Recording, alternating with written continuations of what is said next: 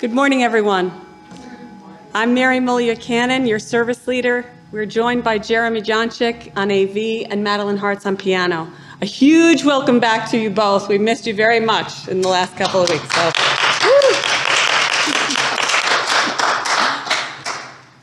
Today we are excited to have, we were having two speakers. Christiana Limniatis is on vacation, so we do not expect her to show up today, but we are very excited to have Dr. Jeff Iovannone, public historian who, in conjunction with Preservation Buffalo Niagara, co-founded Gay Places, which celebrates queer historic sites in Western New York.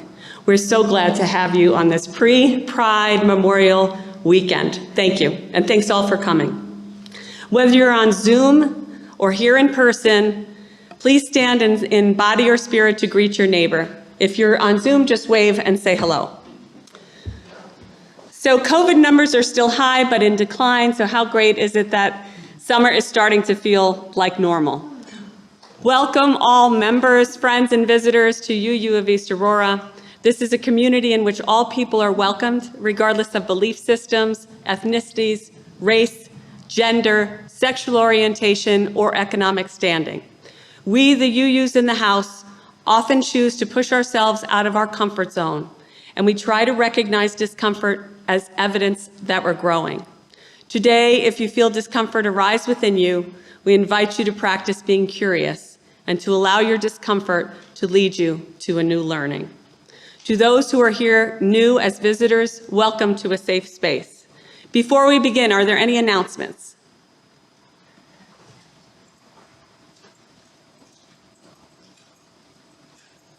I'm going to be 93 tomorrow. Oh my God! You should have told me before this. I would have baked you a cake.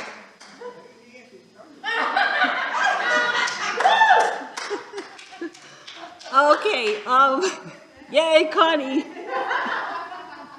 Repeat for everybody on Zoom what Connie said, because they may not have heard. Connie, come up here and say that you're 93 tomorrow. 93, May 30th. May 30th, she'll be May 30th, okay. Tomorrow. Yeah. All right. The other thing, there are some cookies, and so the white ones are the lemon cookies, and the darker ones, which Jeff fortunately labeled, are peanut butter chocolate chip, and I want to alert anybody with an allergy.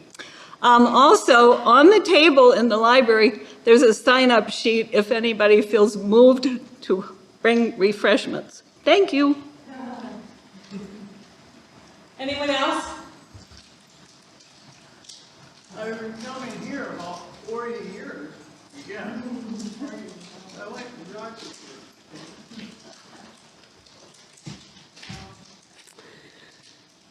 I have two announcements. First, we're grateful for our successful stewardship effort. If you've made a pledge and you haven't grabbed your UUEA swag, we've got mugs and we've got our totes still on the table, so after service, please come up and take yours. The next announcement and the last announcement is that on Wednesday, hi Dave, on Wednesday, June 1, UUEA kicks off Pride Month with a pizza and ice cream truck from 6 to 7 p.m. We come together to honor and celebrate our LGBTQ++ friends, families, and allies. No matter how we identify, we are all somewhere on the spectrum, so let's celebrate that rainbow together. Please come and bring a friend.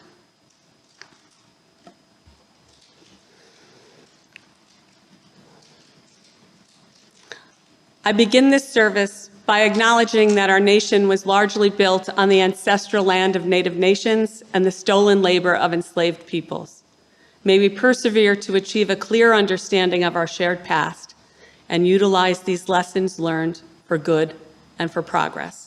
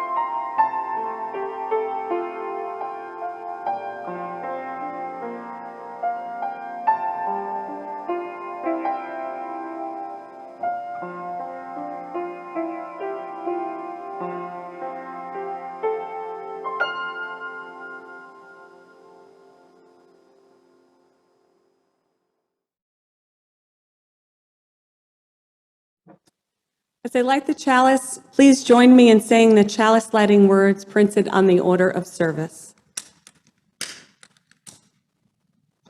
We gather this hour as people of faith with joys and sorrows, gifts and needs. We light this beacon of hope, sign of our quest for truth and meaning in celebration of the life we share together. Our opening words today are by poet Lee Makobe.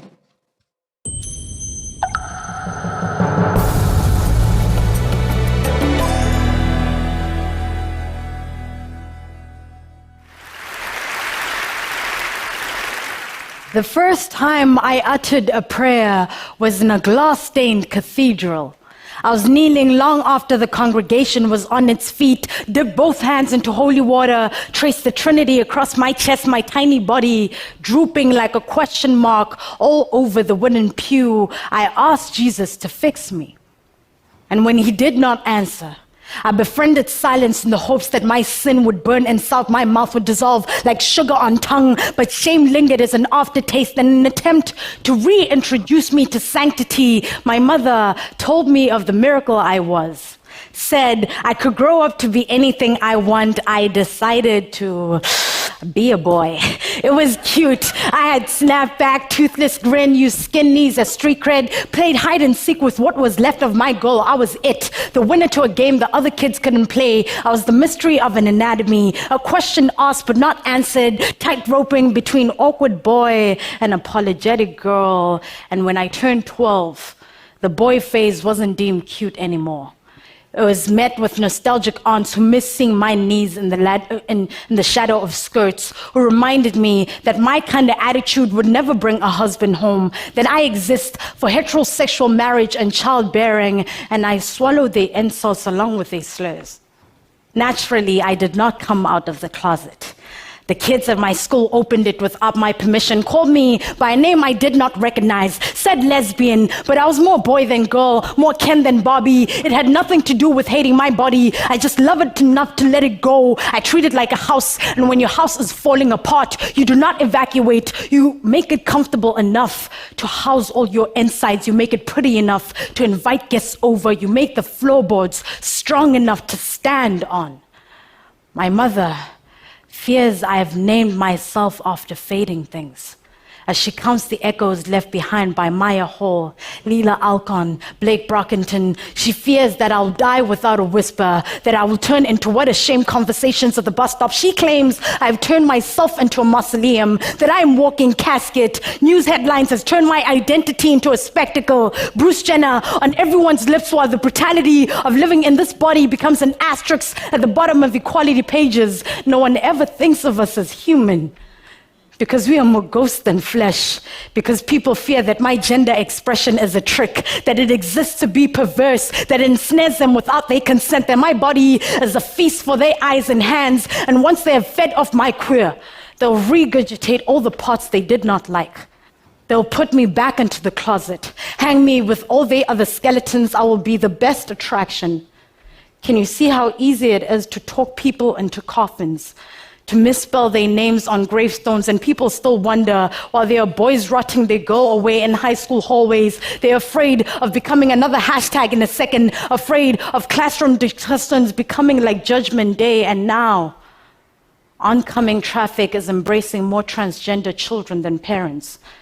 I wonder how long it will be before the trans suicide notes start to feel redundant, before we realize that our bodies become lessons about sin way before we learn how to love them.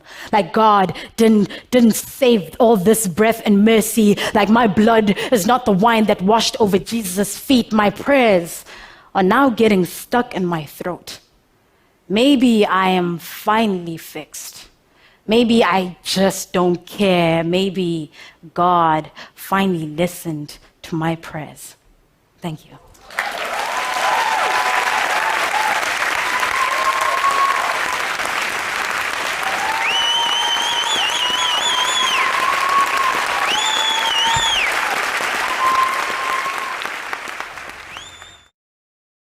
Thank you so much for having me. I always love talking about Peggie Ames, and I think this is the first in-person talk that I've done in over 2 years now.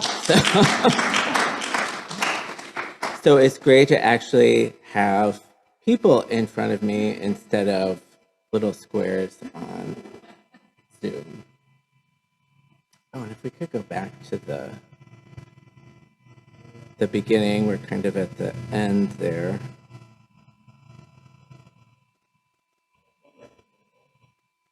Yes, there we go.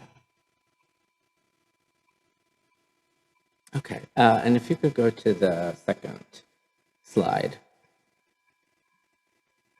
I want to start by telling you a little bit about the initiative that I co-founded with Preservation Buffalo Niagara, which is our local nonprofit preservation advocacy organization.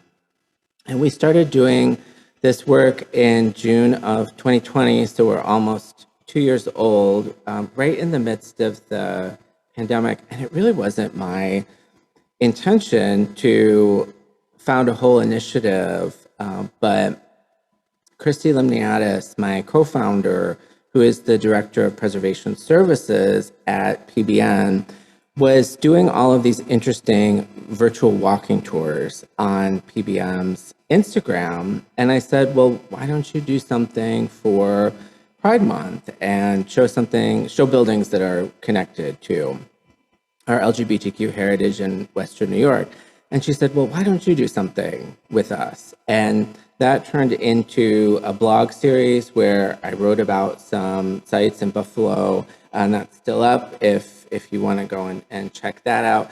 And then it sort of blossomed into this whole larger initiative, and now we're working on a bunch of different projects. And one of the primary things that we've done is this research into Peggie Ames and her historic home in Clarence Center, New York.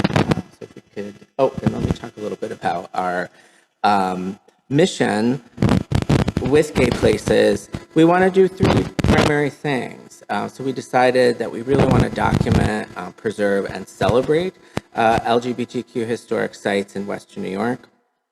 We don't just want to identify these places, but we also want to provide education around them and the people and events that are connected to them through public history work that is based in scholarship, so that we're really telling an accurate story.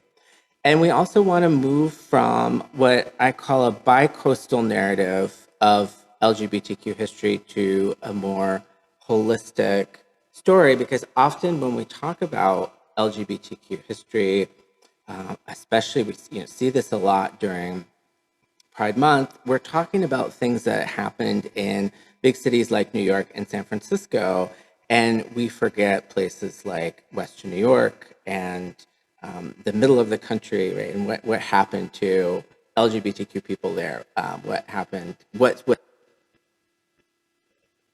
and move to that more holistic narrative using Western New York as just the one example. Okay, if we could go to the next slide. So I didn't find Peggie Ames as much as she found me. And in 2018, I was giving a talk on LGBTQ history at the downtown branch of the public library in Buffalo, where I met a local couple who asked me if I wanted to interview their neighbor who had been a member of the Madeline Society of the Niagara Frontier, which is Buffalo's first gay and lesbian civil rights organization that was founded in 1970. And I said, sure. And I think they asked me before they asked him if he was okay with being interviewed. But we had a great conversation, and he told me a lot of stories about local history. And one of the things that he talked about was Peggie Ames, who is the only out transgender person in the Madeline Society of the Niagara Frontier. And so this led me to the Dr. Madeline Davis LGBTQ Archive of Western New York, which is located in the E.H. Butler Library at SUNY Buffalo State. And that's where Ames's personal papers are housed. And I also watched a documentary that came out in 2009. It's called Swimming with Lesbians. It's made by a filmmaker from Rochester named David B. Marshall. And it talks about the creation of the Madeline Davis Archive, and it features Peggie Ames' story. But one of the things that I noticed is the Peggie Ames that I saw from her papers in the archive was not the same woman that was depicted in Marshall's film.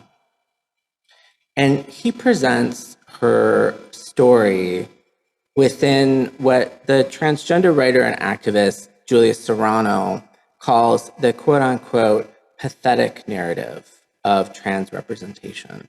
And what she means by that is the trans woman who is depicted as this pitiful character. She can't be seen as the gender that she identifies as. She can't fit in. She's condemned to a life of trauma, rejection, victimhood. And that just wasn't the Peggie Ames that I saw.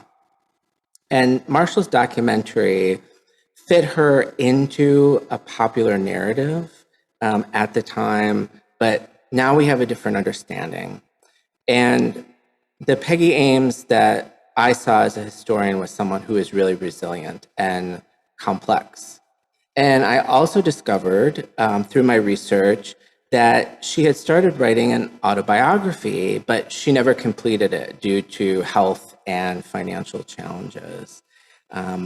And she was a trans woman who was living in a rural town in Clarence Center, New York, and she felt that her experiences were really different from other trans women who she saw in the media, like Christine Jorgensen and tennis player Renee Richards. If we go to the next slide, here's Christine Jorgensen, who's known as the first transgender celebrity in the United States. And if we can go to the next slide.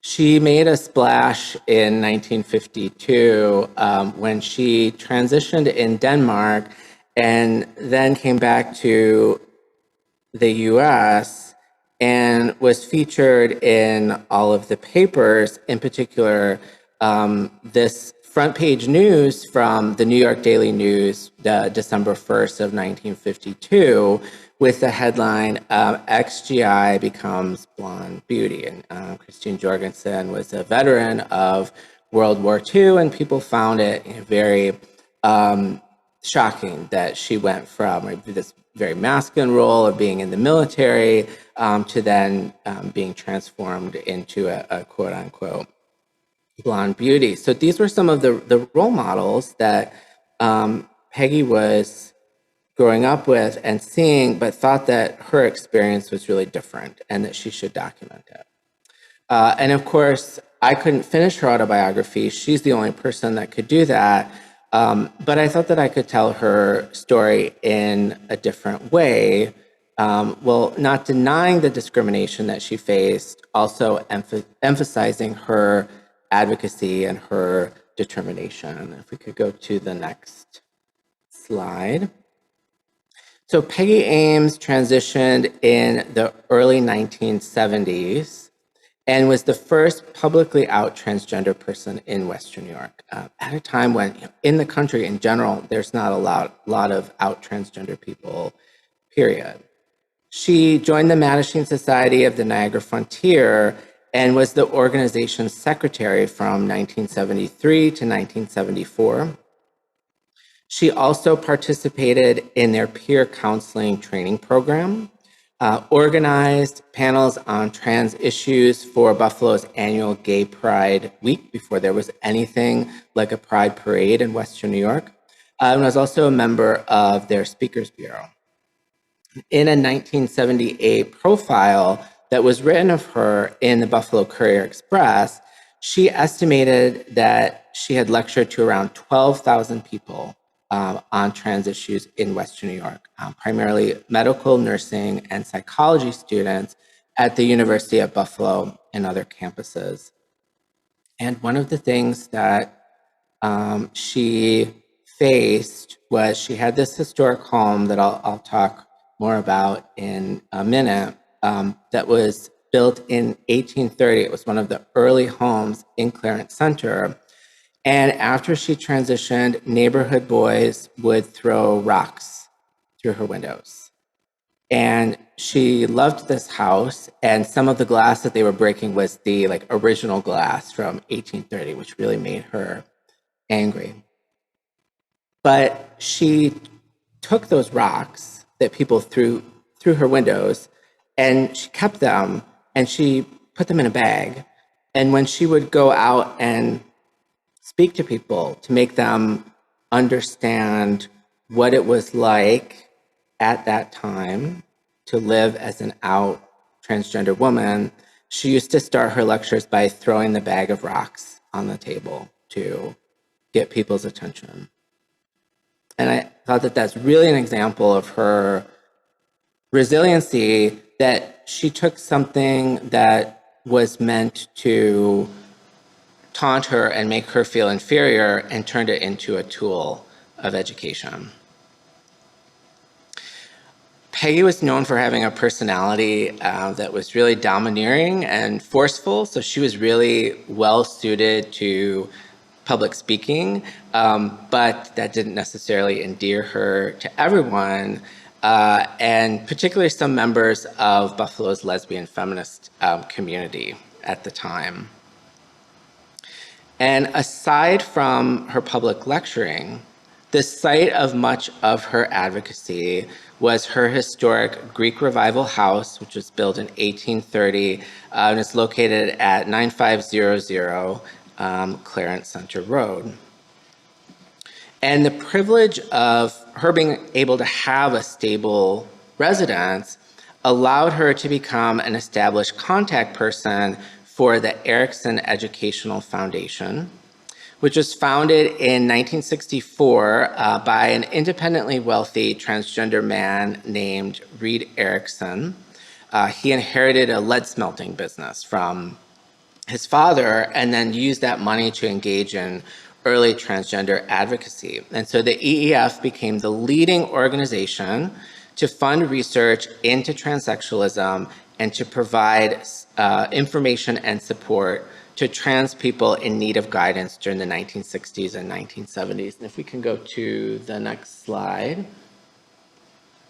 And one of the things that I found in my research that I had not previously known at all is there was actually a gender clinic in the 1970s at Women's and Children's Hospital in Buffalo, founded by a woman named Dr. Anki Earhart.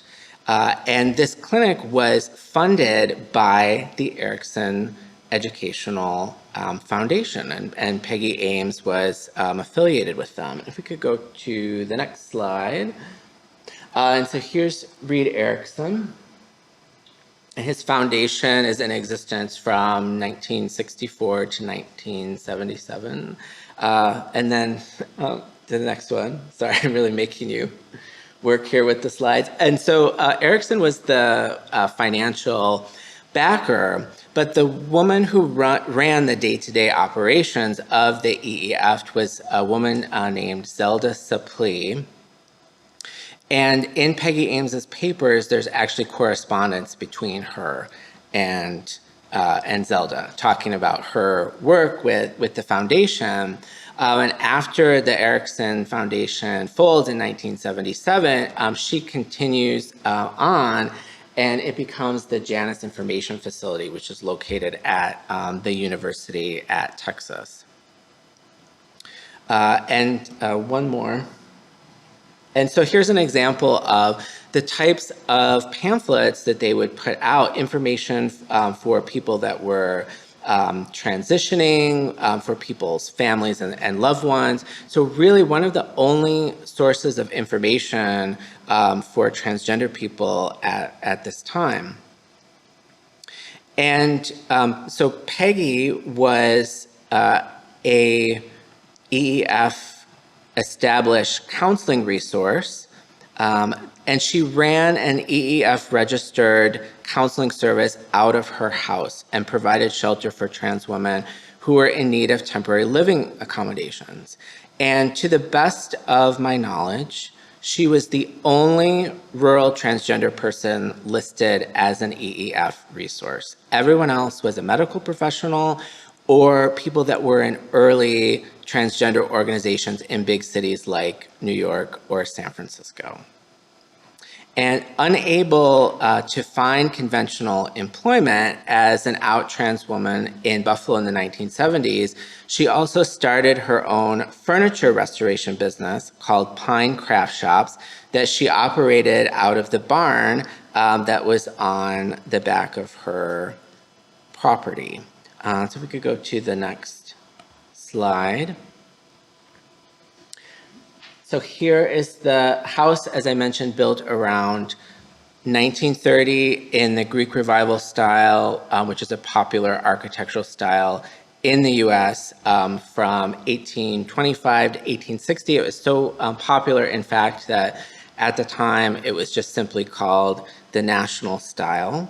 And if we could go to the next slide.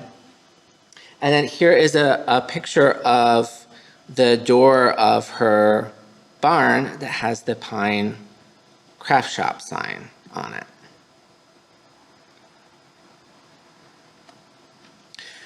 So my colleague Christiana Limniatis, who unfortunately couldn't be here with us today, encouraged me to look further into the history of Ames's house and its connection to her advocacy.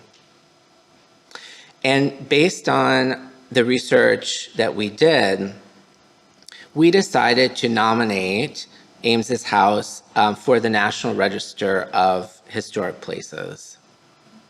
And so what you do when you nominate a site to the National Register is after you identify a place that is potentially worthy of designation, you submit a determination of eligibility report to the State Historic Preservation Office. And the state office came back to us and said that they determined the Peggie Ames house to be National Register eligible. This was August of 2021. And in their determination, they specifically noted that the house is the first site in Western New York deemed eligible for its connection to LGBTQ history and the first site in all of New York State determined eligible for its connection to the transgender community. And this really surprised me because it's not like historic preservation is a competition, but I was like, oh, we beat New York City with that? Wow. So that really blew me away, that we were the first in that regard. And it's a long process, and Christy and I are now moving ahead with that full nomination. So the designation of Peggie Ames's house as a historic site is important because it serves as a reminder that LGBTQ history happens in places beyond large cities like New York and San Francisco, right, in our very own community. Ames, like many trans people of her generation, faced hardships, but she was never solely a victim.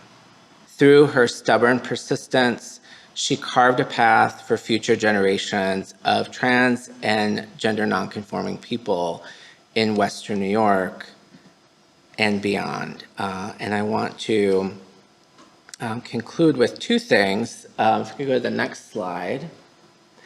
The first is a quote from Peggie. This is from the draft of her autobiography. From a chapter that she aptly titled, My House. And this is a photograph of her in her craft shop, in her barn.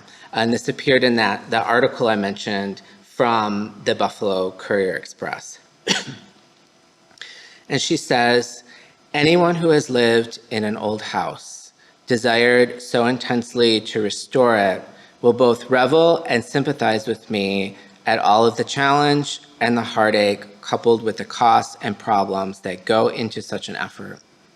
Nevertheless, that was exactly what we started out to do. Pickup from the folks from whom we purchased had stopped when they had to move due to business transfer and finish a dream. Now this house represents an extension of me, my personality and my work. Folks who visit near immediately react to these forces. They often claim how warm, hospitable, and much like me, my interests and the comfortableness of the entire house projects. It loses its house-like character and becomes a part of the occupant. If we could go to the final slide. I was asked to conclude with a call to action. Am I getting that right? Okay. And I immediately thought of something that my friend Carol Spesser, who is a longtime community organizer for LGBTQ rights in Western New York, told me about Peggie. And she said if I could describe Peggie Ames in 3 words, it would be brave, strong, and stubborn.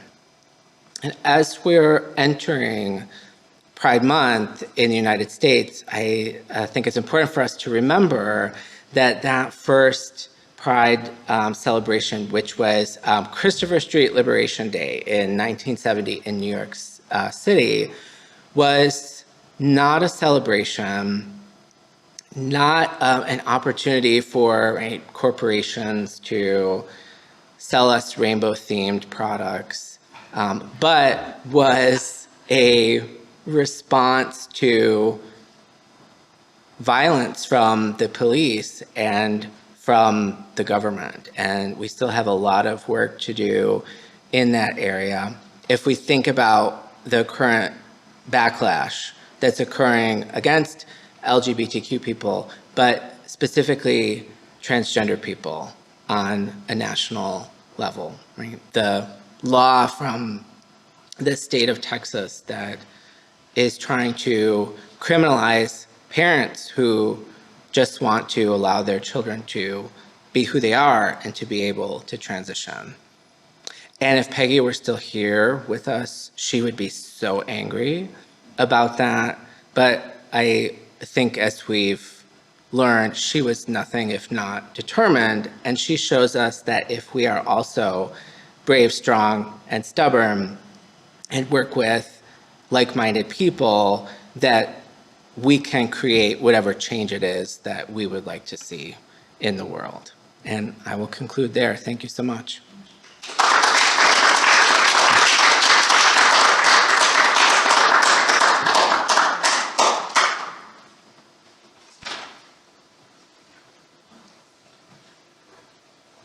Thank you so much.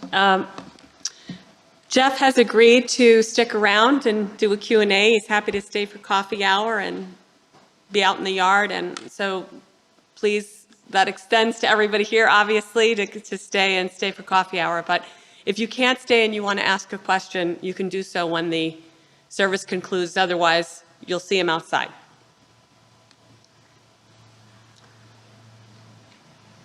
Our closing video, this is me with Kiala Settle.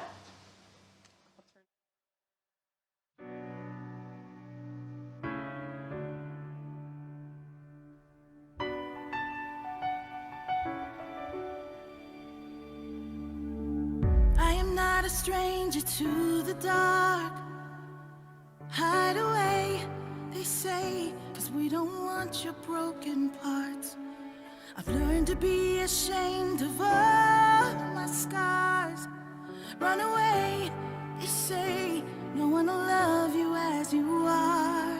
But I won't let them break me down to dust. I know that there's a place for us, for we are glorious. When the sharpest words wanna cut me down, I'm gonna send a blood, gonna drown them out. I am brave, I am bruised, I am who I'm meant to be. This is me. Look out, 'cause here I come, and I'm marching on to the beat I drum. I'm not scared to be seen, I make no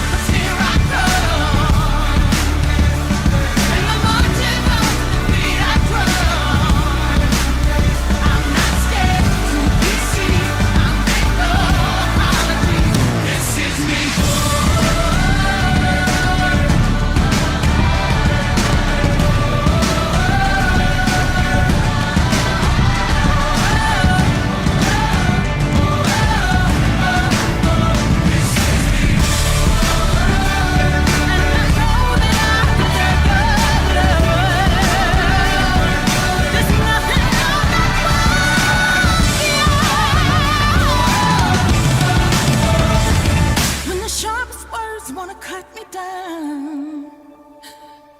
I'm gonna send a flood, gonna drown a mind.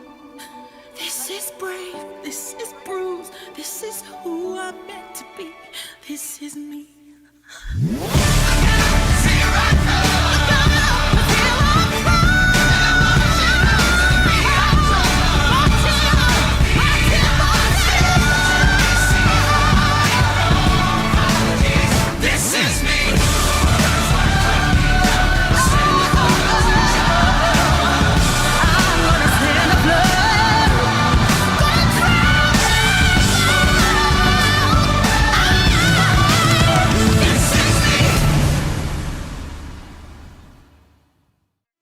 I just want to share a few chat comments before we get to the final song here.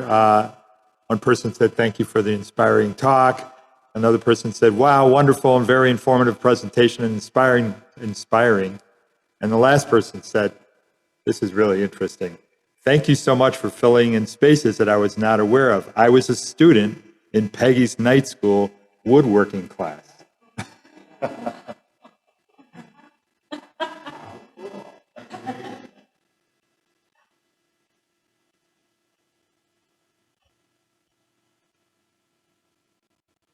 We extinguish this chalice, but not the light of truth, the warmth of community, or the fire of commitment.